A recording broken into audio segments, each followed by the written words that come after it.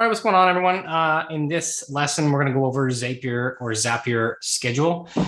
This is a pretty straightforward Zap, and lots of people just don't even know it exists, or that or what you can do with it. So, Zapier Schedule is a trigger, essentially. I believe you can use it in more than just a trigger. However, we can test that. Where you can basically schedule things to happen every day. So generally what you could do is every week, every day, every month, or every hour, you can schedule something to happen.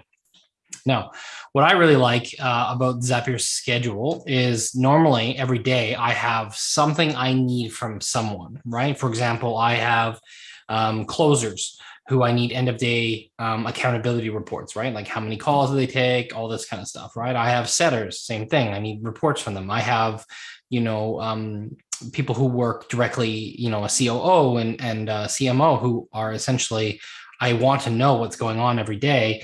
And I need those reports and I need to remind them to hold them accountable. It's not to nitpick or be picky or whatever, but it's more just, so it gets done, right? There's no excuse really, right? The other cool thing that I've used it for is essentially inside of Slack, I have made it so that every week at a specific time, I remind a certain Slack channel that there's a meeting or that there's a group coaching call or whatever it might be, right? And so, excuse me, what we're going to do is I'm just going to quickly get into this. This is very, very straightforward. However, I'd like to kind of show you what we can do here. So I put it on every day, right? Trigger on weekends. Generally put that as no, because Monday to Friday is generally where people work. Time of the day, this is really cool. Now keep in mind that this time zone is going to be based on your time zones in your Zapier account. All right, so you're going to come into here and you just want to make sure that you have your time zone set to your time zone. Sometimes it doesn't work right away. And then, for example, let's hypothetically say that it's the end of day report. So most people are done around 5. I'm going to do 4 p.m. I'm going to test it, even though it doesn't really make sense. And then you're going to hit to Slack. And then I'm going to send a channel message. I'm going to pick my account, which is this one.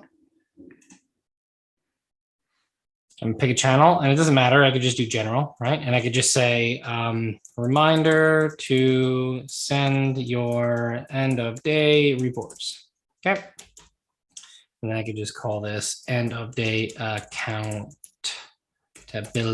or whatever, right?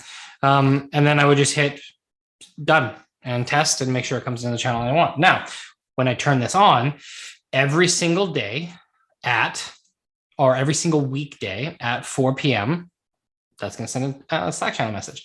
And so this is just a very, very small or generic idea as to like what you could do with this. There's a ton more things you can do with this. So let's just see if schedule will work. No. So no actions are available for a schedule. So unfortunately, a trigger, it has to be a trigger, which makes sense. So I don't really want to go too much more in depth with this, but there's other things that you could do with this. Like I said, there's like the coaching reminders. Generally, I always associate this to reminders. However, if there's equations that you need to do, for example, if you have a Google Sheet that is being auto inputted or something like that, and you need to count something inside of it, you could do that like every hour where it counts XYZ. I mean, there's a lot of more advanced things that you could do with this, but this is generally the accountability is the one thing that I see people set it up with. But that's pretty much all I have in regards to Zapier Schedule. It's a really cool feature. If you have any questions, don't hesitate to reach out.